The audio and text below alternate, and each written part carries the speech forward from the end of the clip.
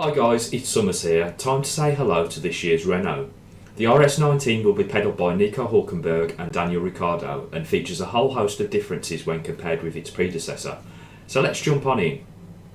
First up, I did have to squint a little when I first saw the renders of this car, as the car not only has much more rake this year, but also the side pod solution looks almost identical to the RB14.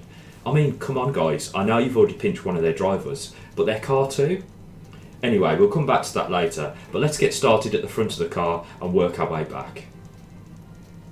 The front wing, as you'd expect from the tight-knit regulations, is a mixture of both the Haas and Toro Rosso designs we've already seen, albeit with a much deeper main plane section. The design seen here is incomplete though, as no strakes adorn the underside of the wing, something we are bound to see given their ability to aid in the generation of outwash. We can also see that attention has been paid to the shape of the upper flaps, and also the slot gap separators and the angle adjuster, in order that airflow be moved around the front tyre in a more cohesive manner.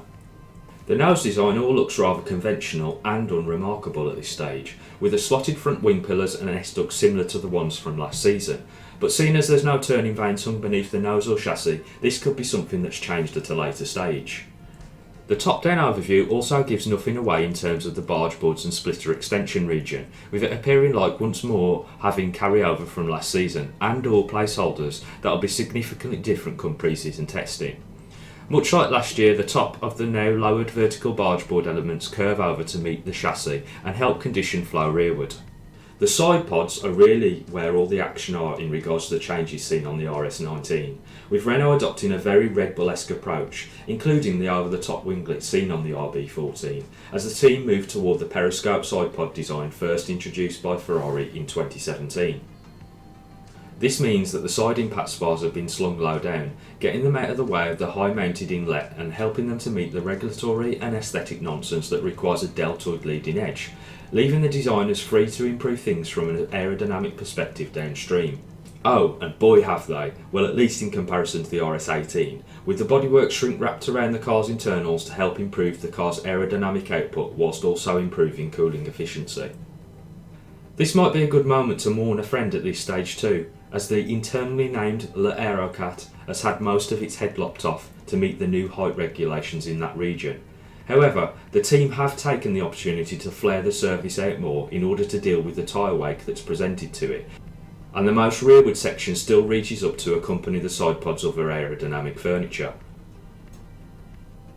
The team are also bullish when it comes to the gains made in Viri, suggesting that they have made their biggest step since the hybrid regulations were introduced, and hope it will be enough to vault them near Mercedes and Ferrari, who will clearly have made gains of their own.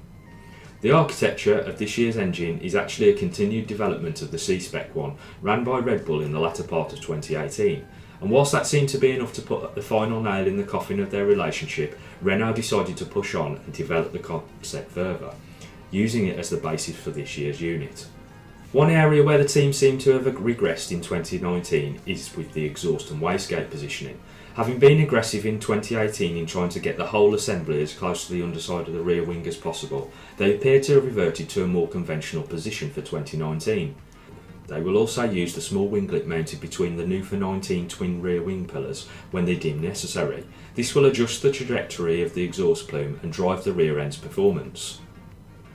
The rear wing shows no spectacular level of detail at this stage either, with the team looking like they've ditched the transition zone strakes used in 2018, well, at least at this stage.